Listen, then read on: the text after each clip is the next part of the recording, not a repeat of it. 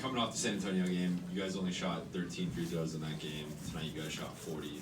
What did you see was the biggest difference out there going downhill more and getting in the paint? Well, that was the difference. We went downhill. I thought we settled a lot in San Antonio. That's, maybe from fatigue or whatever, or their defense. But, when we go downhill and get in the paint, we're clearly very good. The numbers say it, all our analytical numbers say it, and so whenever we do it, it makes us a better team. That doesn't mean you're scoring in the paint. It may lead to threes, but it creates an action, and the more we do it, the better we are. Before the game, you talked about just the aggressiveness and other guys being involved to get those guys aggressive. Looked like they really tried to get PG going early. Is that what you saw, sort of, with just them getting? Yeah, I thought it was a conscious effort, by them. We ran the first play for him. That was me, but then after that, it was them. So it's good. It's good when, I think we missed those guys a lot in transition. And that's one of the things we talked about. Like, if you got a chance to throw the head to Paul George or Kawhi Leonard, you're really smart on your part to do that. That doesn't mean they're going to shoot, but they're going to create so many people coming their way that it's going to open it up for everyone. And I thought we did a better job of that. I think I still counted 6 or 7 that I thought we should have, and we didn't, and we just got to keep getting better at that. Doc, last month, Paul George said he credited his play to saying, "I got new shoulders." What have you seen from him this season? Those new shoulders, I don't know. He's just a great shooter.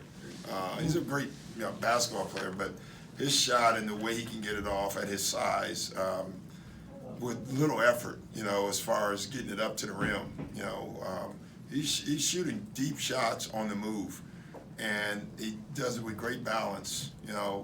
It's impressive to watch.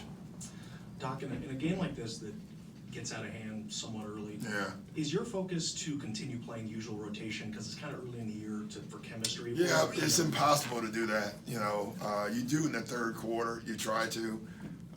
We tried to go small once just to get that rotation on the floor because, it's a lineup that we think may end up being one of our best lineups. We never do it. We just haven't had the chance, mainly because we've, been limiting both of those guys' minutes. And so by the time you get to do it, it's time for one of them to come out, and that's why I did it early, and I did it at some point in the third, just get it out there, for 2 or 3 minutes, just so we can get used to it. Second time scoring 150 this season at home, 3 points away from a franchise scoring record. Does the player in you ever want to just go for the jugular on that, or is it much more diplomatic? Yeah, I never know. I don't know.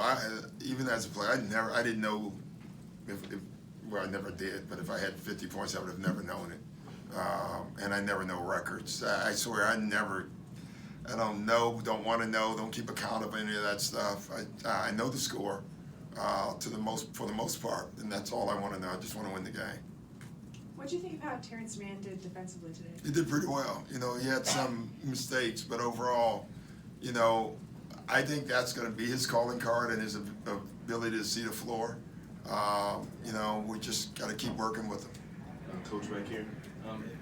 Lewis had, I believe, 7 assists in his past 3 or 4 games. Yeah. Is there more of an emphasis for him to be a playmaker now with Paul on the floor, or is it just a matter of him just playing in the offense? And It's just Lou being Lou. Lou's smart. Lou knows when to shoot. He knows when to pass. He and Paul started out their careers as point guards. So they both have played that position. They both are scorers, but they also know when a guy's open, and they make the right play. Hey, Coach, you touched on it earlier with getting Paul early bucket, calling the play for him right off the bat. Outside of in and out of timeouts, how often are you calling the plays, or are you relying on the players to kind of run the plays that you guys have worked on? Well, probably call it more now than I've done in 10 years, honestly. Just because, the guys still don't, they're still new to what we're trying to do because we haven't had a lot of practices. I find myself calling a lot of plays right now. My goal always is to never call a play, for our guys to read and be able to see and call the game. We just haven't had enough practices to be able to do that. That's what I meant by we're going to be better, because as the year goes on, they're going to do it more and more and more. I'll do it less and less, and that'll make us a better team. Just what do you make of the defensive effort in the third quarter when they kind of reeled it in? I thought the second quarter was the best defense. I thought that changed the game for us.